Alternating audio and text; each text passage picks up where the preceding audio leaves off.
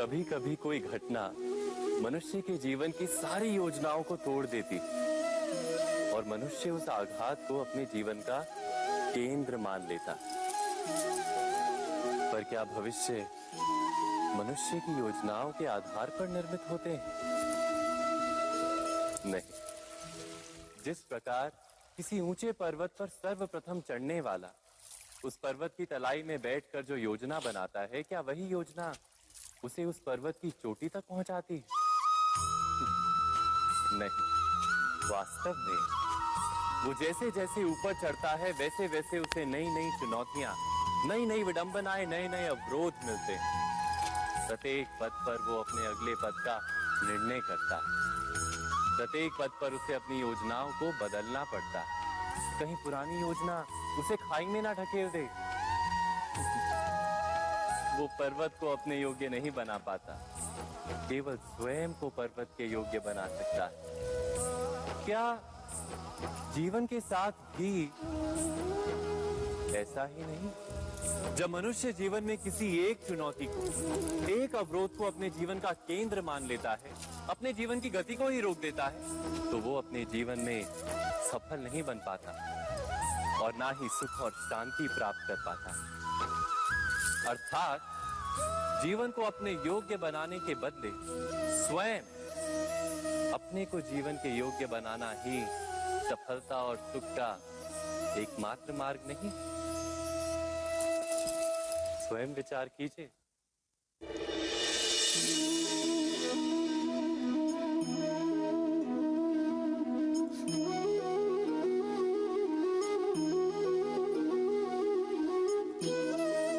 जीवन का हर क्षण निर्णय का क्षण होता है। प्रत्येक पद पर दूसरे पद के विषय में कोई निर्णय करना ही पड़ता है और निर्णय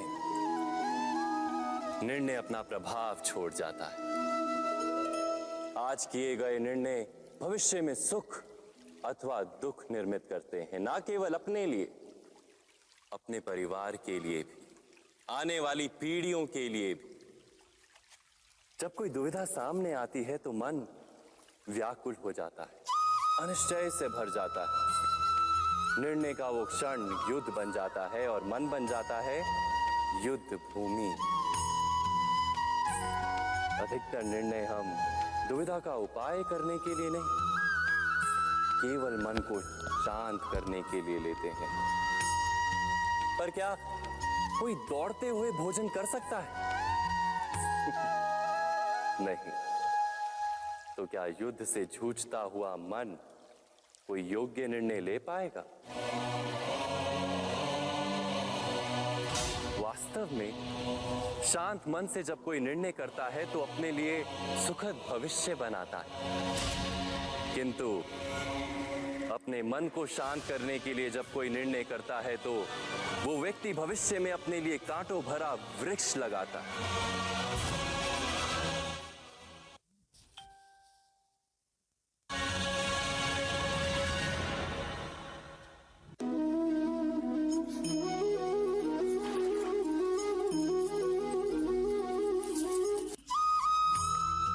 जीवन में आने वाले संघर्षों के लिए जब मनुष्य स्वयं को योग्य नहीं मानता, जब उसे अपने ही बल पर विश्वास नहीं रहता, तब वो सद्गुणों को त्याग कर दुर्गुणों को अपनाता है।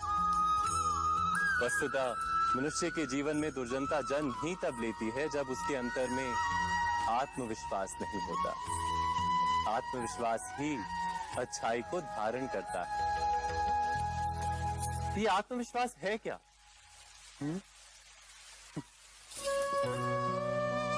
जब मनुष्य ये मानता है कि जीवन का संघर्ष उसे दुर्बल बनाता है, तो उसे अपने ऊपर विश्वास नहीं रहता। वो संघर्ष के पार जाने के बदले संघर्ष से छूटने के उपाय ढूंढने लगता है। किंतु जब वो ये समझता है कि ये संघर्ष उसे अधिक शक्तिशाली बनाते हैं, ठीक जैसे व्यायाम करने से देह की शक्ति बढ़ती, तो प्रत्येक संघर्ष के साथ उसका उत्साह बढ़ता है।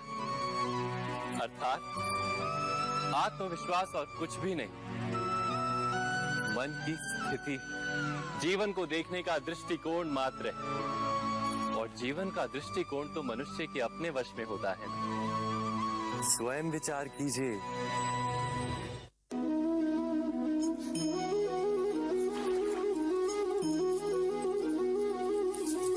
पिता सदा ही अपने संतान के सुख की कामना करते, उनके भविष्य की चिंता करते रहते। इसी कारणवश सदा ही अपने संतानों के भविष्य का मार्ग स्वयं निश्चित करने का प्रयत्न करते रहते।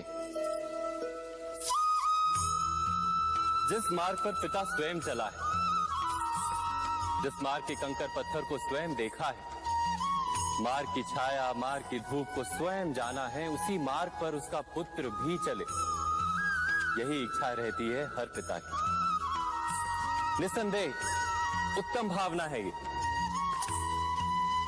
किंतु 3 प्रश्नों के ऊपर विचार करना हम भूल ही जाते हैं। कौन से प्रश्न?